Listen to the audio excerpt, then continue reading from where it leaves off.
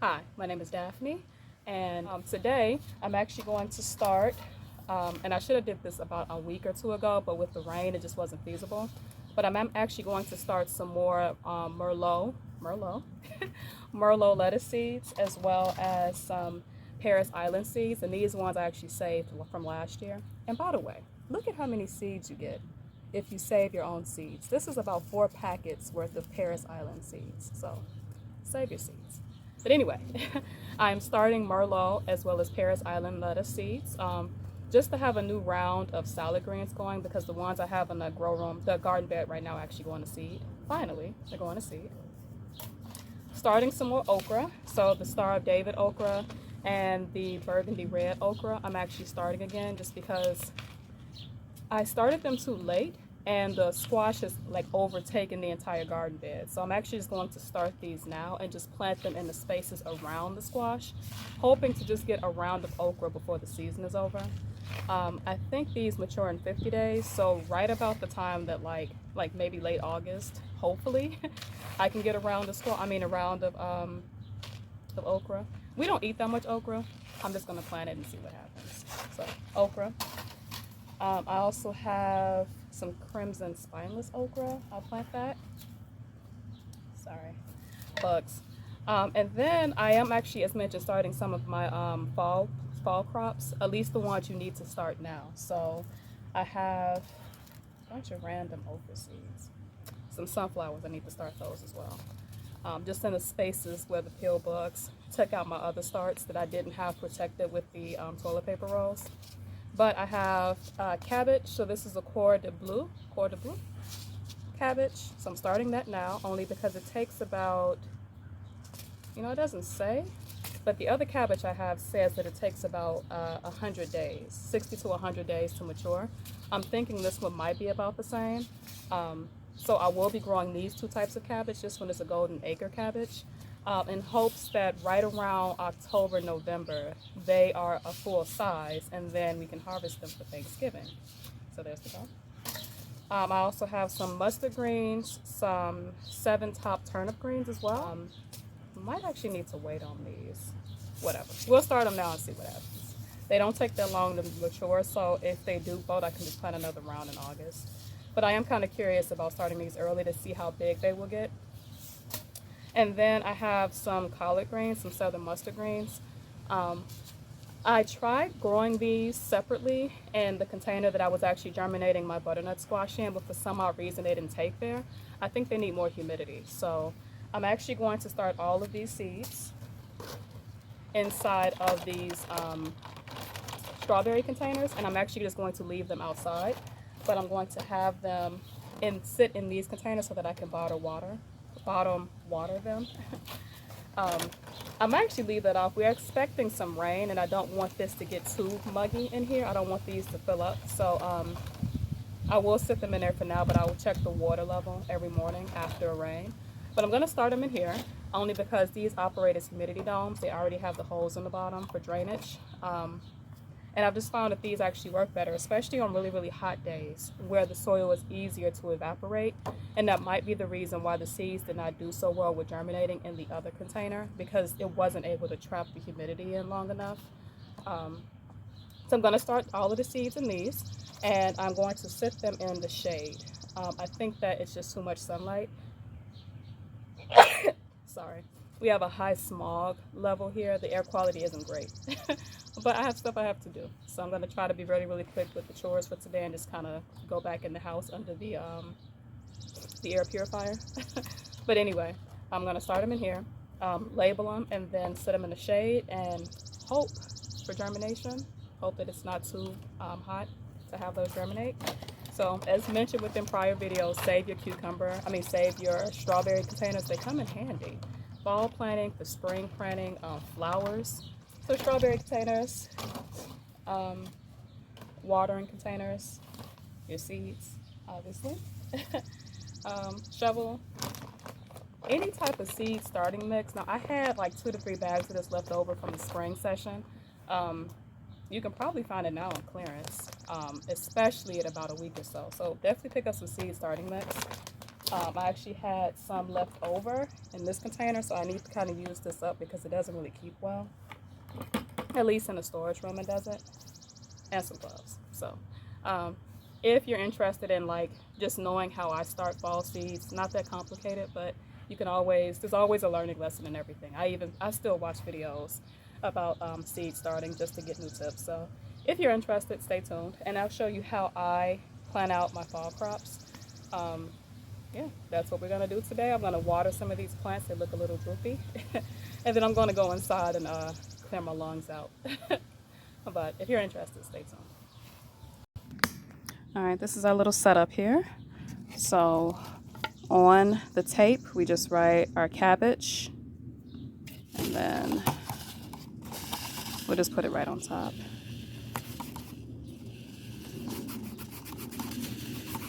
I mean, it might actually be better like to just like have some clear tape and tape this down, or better yet, find some double-sided tape and stick it on the inside. That way, if it does rain, since these are going to be outside, this tape won't come off. But since I'm recording this, I know what cabbage is on both sides. So I'm going to put some soil in here.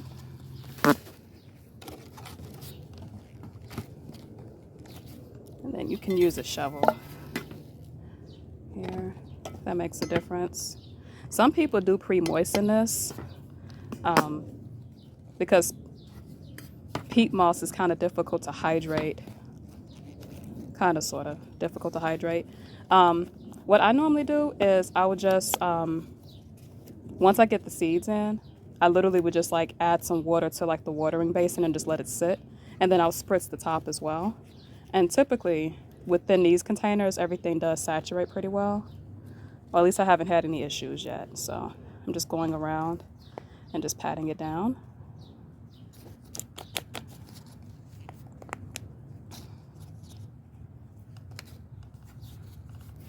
And I'm going to do that with all of these. And then we'll come back and we'll just plant the seeds. All right, so all of the soil are in the containers, and all of the containers have been labeled here. So we have Merlot lettuce, Paris Island, green, well, mustard greens, turnip greens, burgundy okra, all of that. So all been labeled. And then what I'm doing is I'm just using a general all-purpose spray bottle. I'm going to spray this down. And then I know that on this side is the mustard greens, this side is the turnip greens. So just do that. Nothing too complicated. Turnip greens, I actually just like to open the seed packs from the bottom and just reseal them with some masking tape. Look at that. See, if you grow your own, they give you this many. If you don't, just as a comparison versus this many, and I have like 5 of these bags from like 2 plants.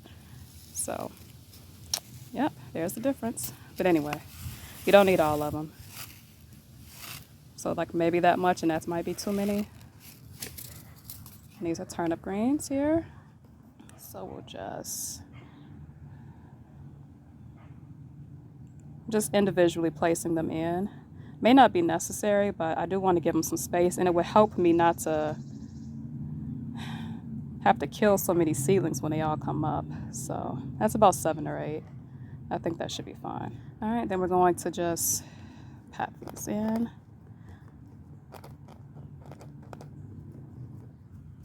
And then for the mustard greens, and I've had these seeds for a while. I mean, they've been taped and retaped. Never known seeds to expire. They may like not all germinate.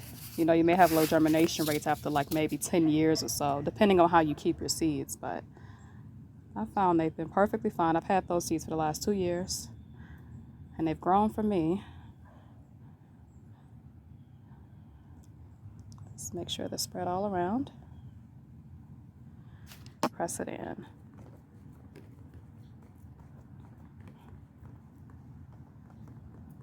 And give them a little spritz. Go back over blade.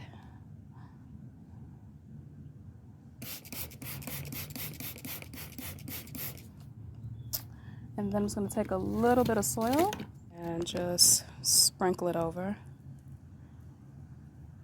Just a little. just enough to cover them because these are very small seeds. Just a little more.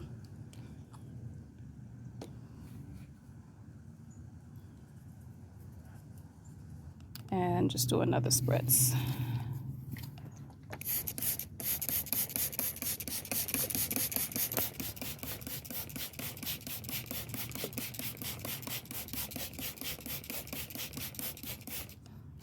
All right, so that's that one. And then we're just going to close it up. And then, as mentioned, all of these are going to be bottom watered when they get to their permanent location, or the location they're going to be in right now. But we're just going to close the lid so as not to disturb the seeds in here. And we'll just move on to the next ones and plant those out as well. All right, so all of the seeds have been planted into their containers. We have our okras, our collards, our cabbages, our salad greens, and our mustard and turnip greens, all in here. So I'm going to move them to their new location, at least for the next 2 weeks until they fully germinate, the next month probably. And then I'll make a follow-up video to this to show you how I get the seedlings from these containers into the Soho cups, and then we'll move them to the location they'll be in for like the next month and a half or so. So here we are, and then we'll move them. All right, so here they are on the table. They will be here as mentioned until they do germinate. I will bottom water these, although we're supposed to get rain all next week, so more likely than not I won't have to water more than today, but I will have to monitor the levels of water in this container. I don't want them to drown. But once they do germinate, I will have to cut these lids off, and then at that point you'll need to make some more permanent labels for these, which I have the little blinds in the garage, so I just make some permanent labels and just stick them in here. But I will have to put some type of insect netting over these because the birds and the insects will probably try to go after them in their seedling stage. When they get up some size, then at that point I will transfer them into the Soho cups as mentioned. So these will sit here. I'll monitor the water levels, and then yeah, we'll go from there. And while they're germinating, I can actually set up the porch area, which is where I will have them sitting for the month of July, early August, until I can plant them out. So hopefully you guys stay tuned with that. I will, like as mentioned, make a part 2, and then a part 3 would just be planting those out in the garden once the squash come out. And I'm thinking about a month or so for those, well, a month and a half for those. But anyway, this is the fall crops, at the very least, the salad greens and the regular greens. And if you're planning out your fall crops, leave a comment. We'll drop a comment in the comment section. Let me know what you're starting this month or what you have started for the fall season, or if you are even planning for the fall season. Typically when the weather gets better, which for me is when the temperatures get like below 70 and it's a beautiful day out, I just love seeing the garden kind of cleared out again. And it's beautiful to actually see something growing in the garden beds. Like it's just a beautiful sight to see everything kind of cleared out and just have one little thing kind of just growing. So for me, it's beautiful. But let me know if you guys are growing anything for the fall season as well. But anyway, thank you so much for watching, and you have a great day. Peace.